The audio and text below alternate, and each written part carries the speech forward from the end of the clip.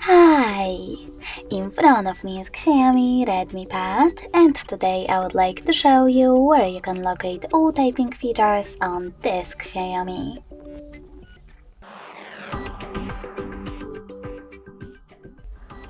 First of all, go into Settings and scroll down. Then choose Additional Settings. Now click on Languages and Input, Manage Keywords, and Gboard. From here, just click on Text Correction, and as you can see, all typing features are over here. In order to switch on or off one of them, just tap on the switcher next to the chosen one.